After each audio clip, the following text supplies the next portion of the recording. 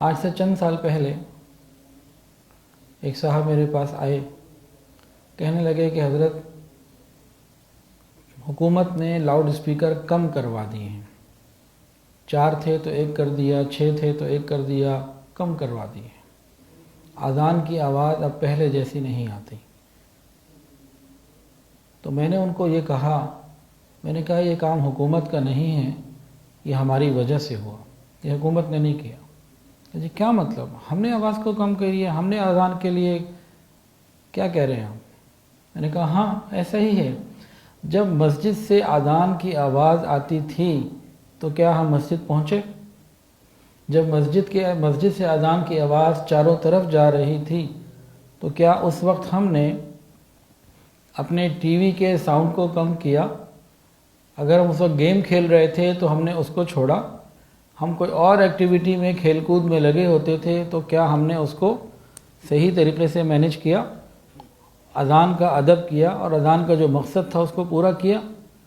جب نہیں کیا تو معاملہ یہ ہے کہ اللہ رب العزت ناقدروں سے نعمت کو واپس لے لیتے ہیں۔ تو معاملہ تو سارا یہ ہے، آج اس وقت امت مسلمہ جس پریشانی کے اندر مبتلا ہے، بیت اللہ شریف میں طواف بند، مواجہ شریف میں روضہ اقدس صلی اللہ علیہ وسلم پر حاضری بند، اور دینی تعلیم بند، مدارس میں قرآن کی تلاوت بند یا ملتوی کچھ عرصے کے لیے، یہ کیا ہے؟ اس پہ بھی ہمیں غور کرنے کی ضرورت ہے، اس پہ بہت غور کرنے کی ضرورت ہے۔ آخر ایسا کیوں ہو رہا ہے؟ میرے نزدیک کہ اللہ رب العزت کی طرف سے ہو رہا ہے، اور ہمیں چاہیے کہ ہم اللہ تعالیٰ کی طرف لوٹ آئیں۔ ایک بات کرنے لگا ہوں، توجہ کے ساتھ سنیے گا۔ جس وقت مسلمان کوئی بھی عبادت بغیر روک ٹوک کے آزادی کے ساتھ اور سہولت کے ساتھ کر سکتا ہو اور وہ نہ کرے تو اللہ رب العزت ایسے حالات لے آتے ہیں وہ کرنا بھی چاہے تو نہیں کر سکتا، اور آج وہ حالات دکھا دیے اللہ نے۔ مسلمان عورت چاہتی پردہ کرنا تو کر سکتی تھی لیکن نہیں کیا۔ مسلمان عورت چاہتی سادہ صحیح صاف حیا والا لباس پہننا لیکن نہیں پہنا، ناقدری کی، اللہ کے حکموں کو پامال کیا۔ یہ وقت آ گیا۔ مسلمان اگر چاہتے تو باجماعت 5 وقت کی نماز مسجد میں بڑے شوق سے پڑھ سکتے تھے، لیکن چند تھوڑے بہت لوگوں کے علاوہ اکثریت نے نماز کو چھوڑ دیا۔ مسلمان چاہتے تو بیت اللہ شریف کا ادب اور احترام کر سکتے تھے، اس کی عزت اور عظمت کے حساب سے، اس کی شان کے حساب سے وہاں عبادت کرتے، لیکن انہوں نے مطاف کو، بیت اللہ شریف کو، پوری مسجد حرام کو پکنک پوائنٹ بنا لیا۔ منگنیوں کی انگوٹھیاں وہاں پہنائی جا رہی ہیں اور پتہ نہیں کیا کیا ہو رہا ہے۔ مسلمان چاہتے مواضع شریف پہ حاضر ہو کے پورے ادب کے ساتھ صلاۃ و سلام پیش کر سکتے تھے، لیکن اس کو بھی بے ادبی کا مقام بنا دیا، بے ادبی کر کے۔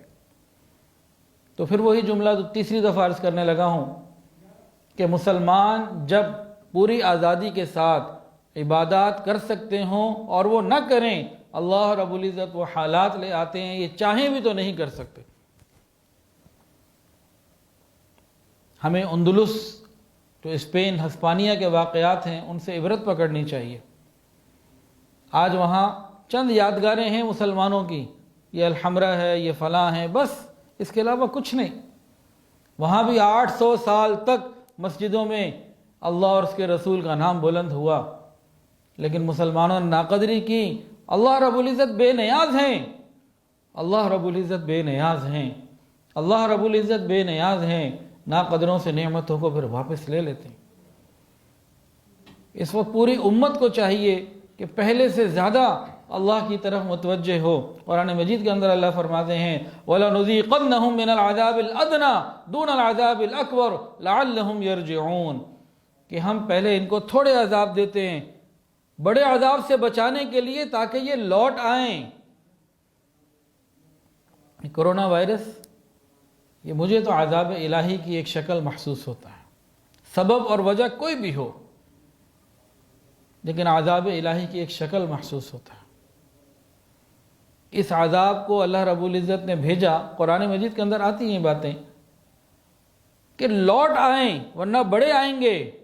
اب ہمارے سامنے ہے، اگر ابھی بھی ہم من حیث الامت لوٹ آئے تو بڑوں سے بڑے عذاب سے بچ جائیں گے، اور من حیث الامت اگر ہم لوٹ نہ آئے تو پھر بڑے عذاب کے لیے، مزید اگلی پریشانیوں کے لیے ہمیں تیار رہنا ہوگا۔ وَلَنُذِيقَنَّهُم مِّنَ الْعَذَابِ الْأَدْنَىٰ دُونَ الْعَذَابِ الْأَكْبَرِ لَعَلَّهُمْ يَرْجِعُونَ۔ یہ قرآن ہے۔ لوٹ آنے کا کیا مطلب؟ آج ہم سب کیا کر رہے ہیں؟ موبائل پہ بیٹھتے ہیں، انٹرنیٹ پہ بیٹھتے ہیں، زیادہ سے زیادہ مٹیریل ادھر سے بھیج رہے ہیں، ادھر بھیج رہے ہیں، ادھر چاروں طرف وائرل ہو رہا ہے۔ توجہ الی اللہ، رجوع الی اللہ، توبہ، اس کی طرف کوئی نہیں آ رہا الا ماشاءاللہ۔ ہم چاہتے ہیں اگر کہ حالات بدل جائیں تو پھر ہم کم سے کم کوشش کر کے روزانہ 500 مرتبہ لا الہ الا اللہ محمد رسول اللہ، 500 مرتبہ درود شریف اور ذکر اذکار، استغفار، معافی مانگنا، روز 2 نفل پڑھ کے اللہ سے توبہ طائب ہونا، امت کے لیے معافی مانگنا، اپنے لیے معافی مانگنا، اس طرح کے اعمال، تلاوت قرآن، ان کو خشوع خضوع کے ساتھ، پابندی کے ساتھ اپنائیں، پھر اللہ کی رحمت سے دوبارہ آ جائیں گے انشاءاللہ العزیز۔ اور اگر ہم نے یہ سب کچھ نہ کیا تو پھر ہمیں اس سے زیادہ تکلیفوں کے لیے اپنے آپ کو تیار کرنا ہوگا۔ وَلَنُذِيقَنَّهُم مِّنَ الْعَذَابِ الْأَدْنَىٰ دُونَ الْعَذَابِ الْأَكْبَرِ لَعَلَّهُمْ يَرْجِعُونَ۔ اللہ ہماری حفاظت فرمائے۔ تو جب مسلمان عبادت شوق و ذوق سے کر سکتے ہیں اور وہ نہ کریں، اللہ تعالیٰ پھر یہ دین ایک نعمت ہے، یہ نعمت پھر اللہ رب العزت واپس لے لیتے ہیں، پھر کسی اور قوم کو دے دیتے ہیں۔ اللہ ہماری حفاظت فرمائے۔ بہت زیادہ ذکر فکر کی اور رجوع اللہ کی ضرورت ہے۔ کتنے ایسے لوگ ہیں جو فیس بک کا پیج تو روز کھولتے ہیں اور قرآن کا پیج مہینوں نہیں کھولتے۔ اب یہ بدنصیبی نہیں تو اور کیا ہے؟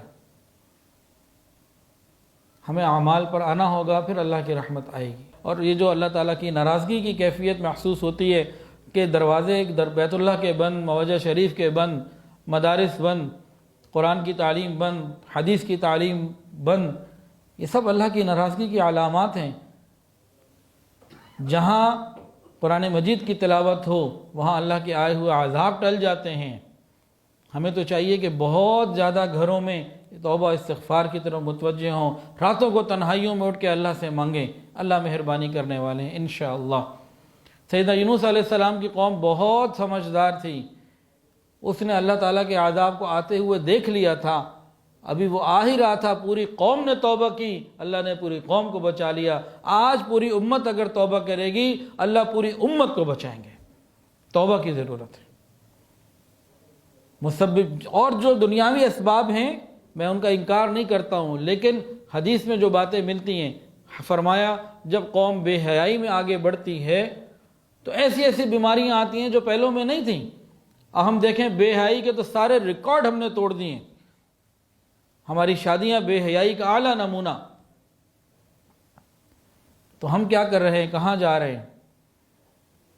تو جو وہ اسباب قرآن و حدیث میں بتائے گئے ہم ان کو بھی اختیار کریں، انشاءاللہ اللہ رب العزت مہربانی کا معاملہ فرمائیں گے۔